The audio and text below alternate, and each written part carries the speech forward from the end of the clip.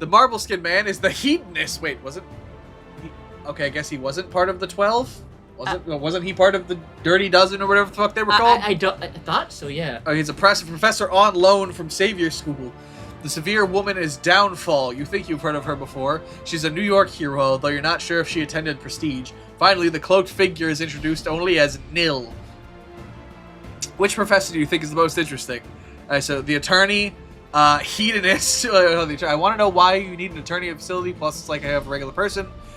He seems quite charming, even from afar. If he asks that he teaches the Savior, he must know what he's talking about.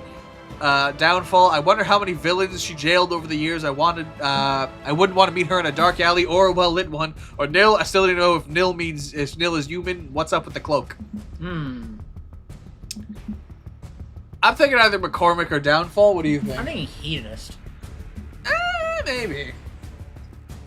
I feel like he'd try to fuck us. I mean, we are Ice Blaster. I don't approve of that kind of power dynamic. If you want to go with it, we'll go with it. Like, you want to go hedonist? Want to reverse it and then fuck him? On one hand, wait, so who do you say Downfall? I feel like McCormick, because the thing of like, with the, like, we're human, they're human, that could be interesting. Or she could betray us because she's like some kind of sleeper agent or something. Could go either way. Downfall just seems like it could be fun. But if you want to go hedonist is also good. Like, I don't give a shit. You know what? You pick this one, since I picked the other stuff. Alright, we'll go with McCormick then. Or actually, Nil could also be interesting. Like, I only think hedonist because it fits our kind of... Well, not necessarily, because like just because we're being like, you know, hey, doesn't mean we're gonna be like, we're gonna fuck you in the street. True. Like, those are two very different things. I feel like this guy is just a creepo with his way of doing it. We won't even like seduce us. He's like brain power for us. Like, exactly. Like, you know, he's probably like that. That's why it's weird. He probably doesn't even have a good dick, anyways. Let's go with McCormick for now. See where it goes. After the professors are introduced, Dean Tolley pulls out a wadded up piece of notebook paper from her jacket pocket. First on today's itinerary is a special little field trip. The dean sings the last two words, but it's a surprise. We've broken you randomly into 8 teams of 4 students each. Come down to the table, she says, pointing to a small folding table on the gym floor, to get your name tag and team assignment. We better get Combat Wombat. Please, I want Combat Wombat, man. I look, man. I don't. Out of all the ones you've seen so far, I like Combat Wombat. Like, he seems like a cool guy. Like, that's a cool name. The teams are labeled A through H. Take a left out of the gym doors. She motions again. Head all the way down the hallway and take the rear exit to the faculty parking lot. Find the van marked with your team letter. I'll see you in a bit. You stand up and step down to the next bleacher, patiently waiting your turn as everyone crowds the table. A girl with big blue eyes and wavy blonde hair, dressed as either a narwhal or a unicorn, sticks her name tag on her horn and skips down the hall. Oh, okay, again, like her. You wonder whether her tag will actually stay attached. Grabbing your ass blaster name tag. I want her and Combat Wombat. Those two are like my favorite ones so far. They fit our gimmick. We have Combat Wombat, Ass Blaster, and Narwhal. Like, come on, the power of the Narwhal of the Order of Tutelary Weasels. Oh god, he is literally me, Narwhal. It's like literally at one quote. There's nothing I like more than kissing my husband and being annoying. Oh, like literally, that's me. As you find your index finger on multiple lists until you find your name included under Team B. You scramble down the hallway, stopping only to pick up Narwhal Girl's name tag and return it to her. It's time to beat the B teamers. Professor McCormick greets the Team B members in the faculty parking lot. She adjusts her glasses, not quite making eye contact with anyone, as she reviews the document on her clipboard. Okay. Okay, we're people. We're going to Tolley Park for a little team building exercise. I just need to make sure we have everyone here before we hit the round. Let me know when you call your name. Tress. A pale redhead raises her hand. Ooh. You're not really sure why she felt the need to do that in a group of 5 people. Tress makes eye contact with everyone before she speaks, seemingly comfortable with a group of strangers. You want to do it or should I? What kind of voice do you have for her? I don't know. I was thinking maybe like some kind of southern.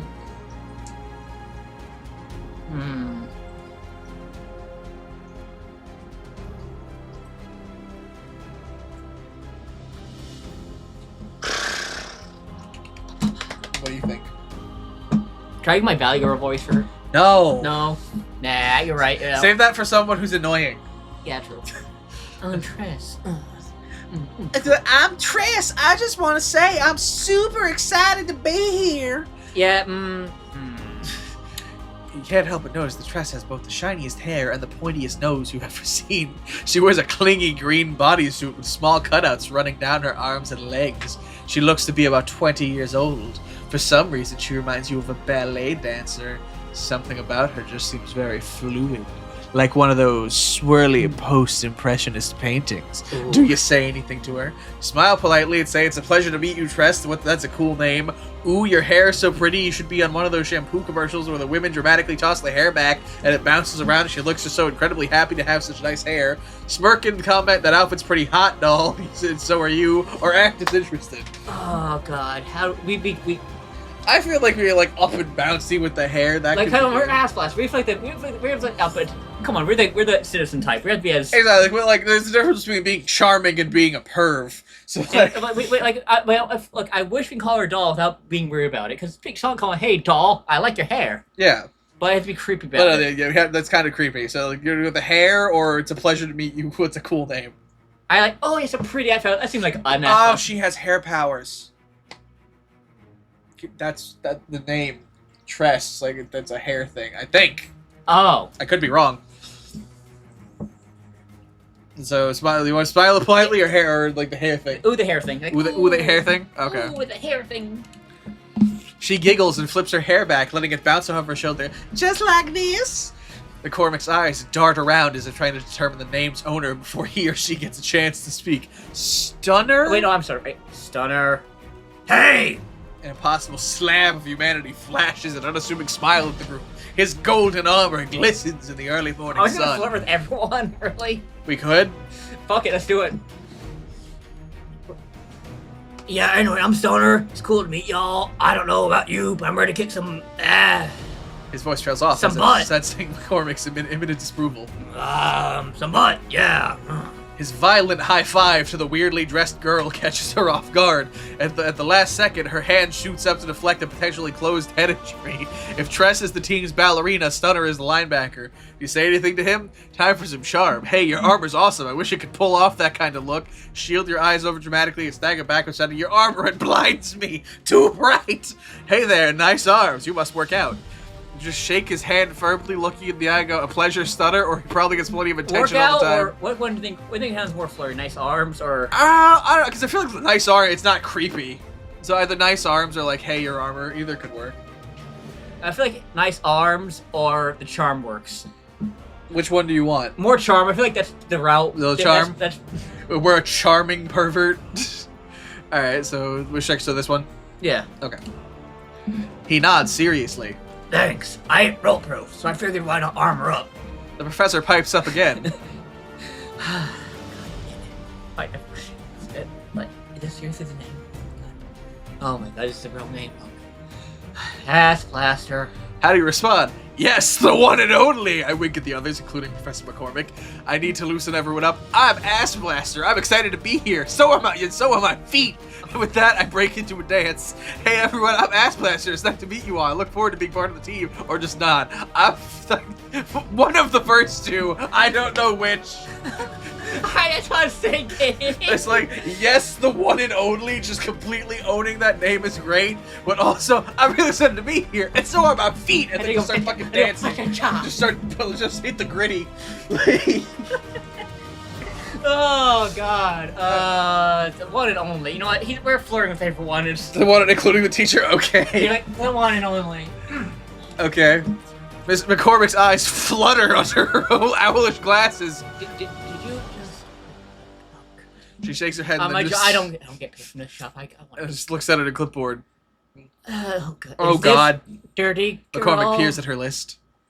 Is it is right? Dirty girl. The oddly dressed girl smiles. You be her. Guilty as charged. She says. And before anyone As she immediately looks in Stunner's direction. says anything about my name, Oh. it refers to my powers, okay? Well, that I like getting a rise out of people. Oh, me and me both. You don't doubt her last remark. She wears a retro leather aviator helmet, as well as she's expecting at any moment to leap into a World War II fighter plane. Her goggles are pulled down over her eyes. I like her. Strands of blue hair poke out from under the helmet. She wears a black t-shirt with the message "Getting Dirty" on the front, along with gray and purple tartan shorts and oversized buckled black boots, giving a new definition to the word clunky. Dirty girl isn't your stereotypical spandex-led heroine. Before you could say anything about Dirty Girl, McCormick taps her clipboard with a pen. Okay, beat... Oh, wait, no. We ain't no combat wombat. It depends who we go with, I'm guessing. Maybe. I don't know. So, come on. Okay, Team B, hop on the bus. We'll just go stealing away. Let's go. As it turns out, the Dean's assigned team-building exercises is really a game of capture the flag. Team B will face Team H in the north portion of the park. Standard rules apply. The play area, roughly twice the size of a football field, provides adequate tree cover. A pond, approximately 100 feet across, marks the midfield point. Orange cones designate the midfield line, as well as the outer boundaries. 2 members of each team will play defense, but most must stay at least 30 feet from their own team's flag, unless they are pursuing an opposing team member. The defenders can capture opposing players once the opposing players cross over the midfield line. A two-handed touch is needed for the capture, although powers, equipment, and weapons can all be used as well. Captured players must walk over to the jail tree and keep one hand on the tree until another friendly player finds them and frees them with two-handed touch. McCormick taps her clipboard again. Okay, listen up. This is important. Personally, I think it's a stupid idea manageable. Send brand new students out to a city park to blast or punch whatever you all do to each other, just asking for a lawsuit. She pauses until everyone is making eye contact with her. Do not, let me repeat, do not damage municipal property. That means trees, bushes, benches, birds, grass, cats. I'm guessing no one read the Hero Liability Insurance Policies we mailed you. Policies. I know what I said. Anyway, the policies. Okay, don't correct me there, dirty girl. She continues without waiting for a response. Well, those policies include certain exclusions that negate coverage for certain actions you may or may not take. It's complicated, but they assume you may end up paying for any property damage you and any person you hurt. Got it? Okay. Y'all better figure out who's doing what. By the time McCormick has concluded her diatribe, the bus has already covered half the distance to the park. Team B's strategy session will be short and tense. Stunner speaks up, clearly taking the leadership role. Okay, before we decide positions, we gotta figure out what everyone can do. Tress? I have telekinetic control over my hair. I can make it grow like 20 feet. Watch. Okay, I was right. 4 pairs of eyes focus on the redhead as she whips her hair to an unoccupied back half of the bus. Orangish-red torrents of hair whip from her head, flowing over the seats and into the aisle floor. Her gaze intensifies and long strands of hair stand up from the floor like dancing cobras. She flips her head back. Within seconds, her hair retracts to its normal shoulder length. Stunner sums up his thoughts of the group. Oh, okay. You're on offense, Hell. You're on offense, Hell Girl. You can probably grab the flag that way. Then he looks at you. Alright, Ass Blaster. What exactly can you do for me? What do you say? You admit you have no powers, but assure them you're armed with some basic equipment. You give an evasive response, not only answer the question, or you claim to have no powers. I feel like, to be honest, I can't lie to. Yeah. Stunner looks, well, stunned. No powers, huh? It must be that scholarship kid I heard about. It's cool.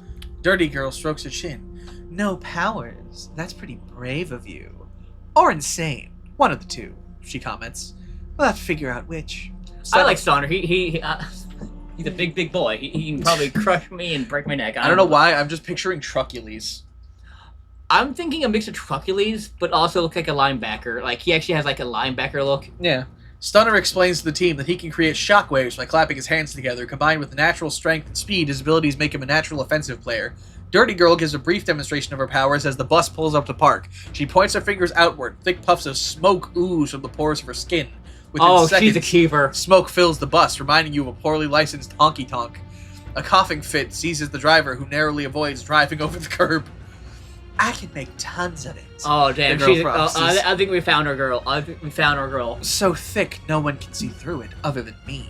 I'm used to it, and I wear these, she adds, tapping a finger into her goggles. Stunner seems pleased. I'm sorry, I'm just thinking like... Give me a minute. Okay, we're GG, you're on defense. The other name won't even find our flag, but just take it. Ass Blaster, you're on on defense. McCormick motions for the team to exit the bus. Do you... oh, no, it's the teacher. Do your best. Don't hurt anyone. Don't damage anything. Don't take any unnecessary risks. Oh, and try to have fun. Wait, hold on. So, are we just gonna romance Dirty Girl? It's ass and dirt, man. Probably. Unless we have an opportunity to talk to that unicorn chick and see what she's about. Yeah, but so far, Dirty Girl seems like our type, really. Dirty Girl is the front runner, or maybe Combat Wombat. I do like Charger, though. He is up there, though. Which one? Charger. Stunner, you mean? Stunner, yeah. Here, He's take, up. Here, take a... Is that a jar urine? Yes. I told you I had a bottle here. No, it's because when I wake up in the morning, it's at the same time my mouth is... I was gonna say, is that green tea? Can I have some? Well, you No. You can take a swig if you want. No, I don't know. You and Dirty Girl trudge over to Team B's flag to coordinate the defense. She immediately scampers in a circle around the flagpole, concealing it in impenetrable fog. You know you don't have much time before the game starts. What do? Discuss strategy with Dirty Girl and object to her completely hiding the flag. It goes against the spirit of the game. Discuss strategy with Dirty Girl and tell her you love her idea, and McCormick said we could use her powers, so this is perfectly legitimate. Hide behind some bushes and change into your forest stealth uniform. Or just hide behind a tree and wait. I think we should be like our power. We want on a good side, right? Yeah. Or we could just change out in the open like Nitro G from Who Wants to Be a Superhero. Yeah, as I say, to be fair, it is a superhero. Did you game. ever actually watch that show? No. You really should. To be fair, they said use their powers, so, Yeah, so- it's not against the spirit, because everyone is using their powers. Alright, so you want to go with that? Yeah, All right. they probably have a lightning fast guy anyways, so fuck it. Maybe. Dirty Girl gives you a salute. I knew you were cool, kid. The other team is so totally screwed. Gotta. A whistle blows when the midfield vicinity of the game is on. Dirty Girl eases back behind a tree, staying as close to the flag as rules permit. You've taken a similar position on the opposite side of the flag and wait, listening intently to any sign of the other team.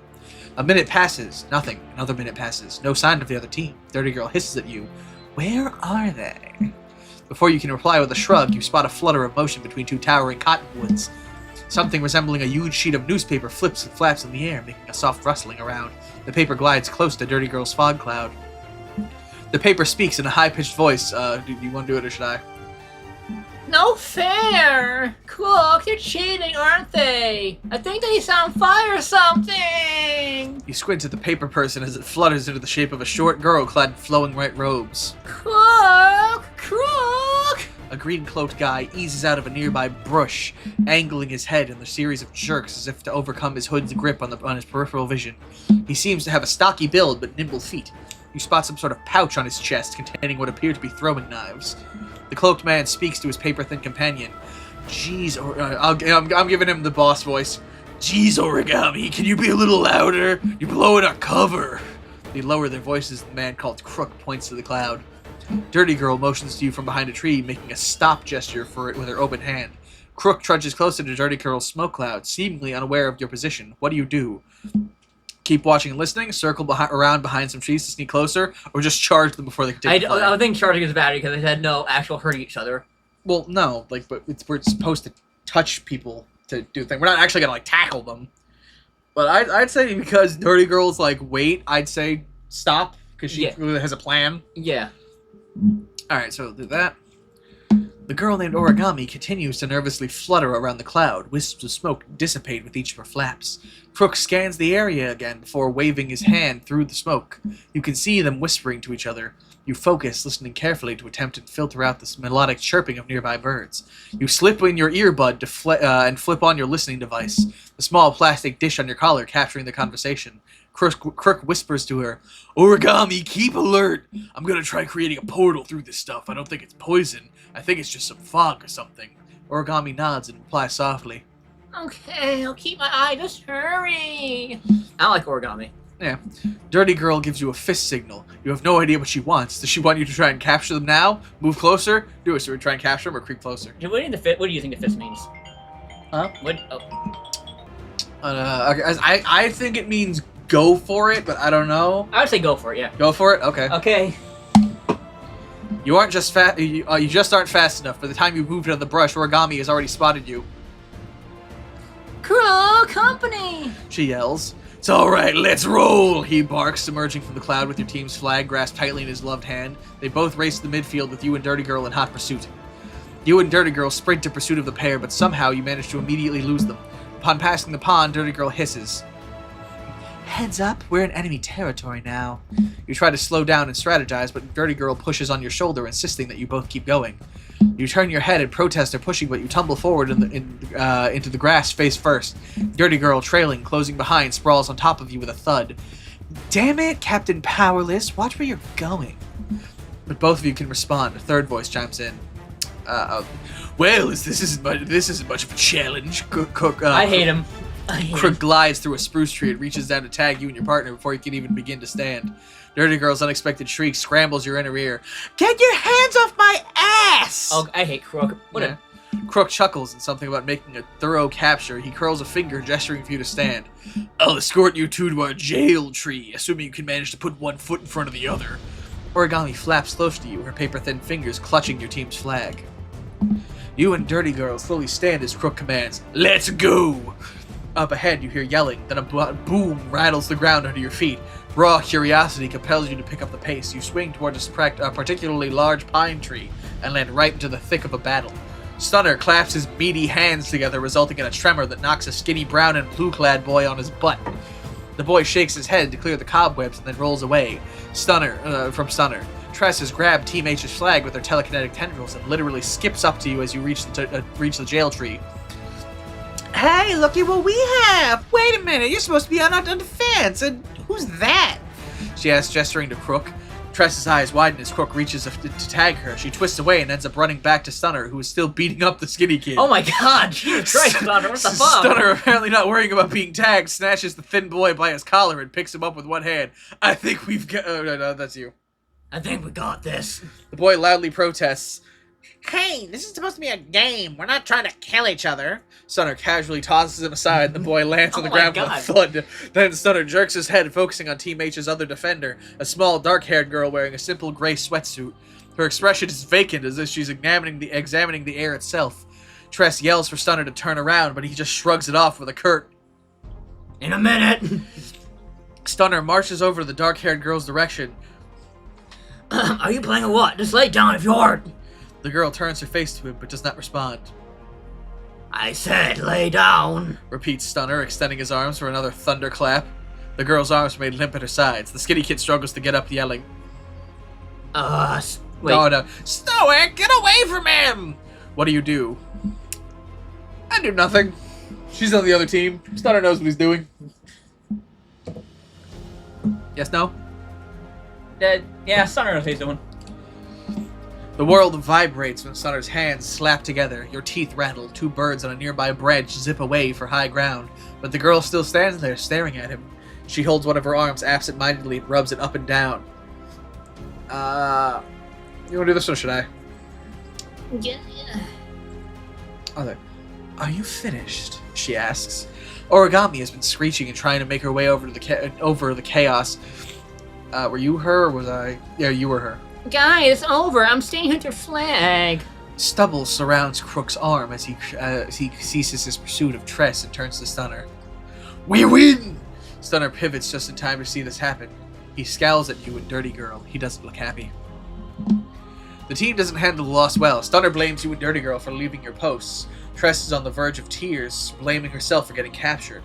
Dirty Girl is on the defense, arguing that Tress's capture and Stunner's overly aggressive behavior led to the loss. So Dirty Girl's on our side, basically. Yeah, and Stunner's being kind of a dick. Never mind, fuck Stunner. Professor McCormick listens but does nothing to intervene. The bus smells like a burnt toast thanks to the residual odors of Dirty Girl's earlier smoke demonstration. What do you say to the others? You apologize to Stunner, you console Tress, or defend yourself and Dirty Girl? I defend Girl. Dirty Girl's on my... Yeah, but also, like, Tress is like, we want to be the good guy. Tress is so sad. True. Tress is like... Yeah, Tress is like the only one that, like, Dirty Girl, like, on hand, I want to defend Girl, she's on her side, but on hand, like... So which one to do? This is actually a hard one. Yeah. Fuck Stunner, man. He's an asshole. Yeah. But also fuck that Crook guy. Yeah, he's a weirdo. I so console or defend.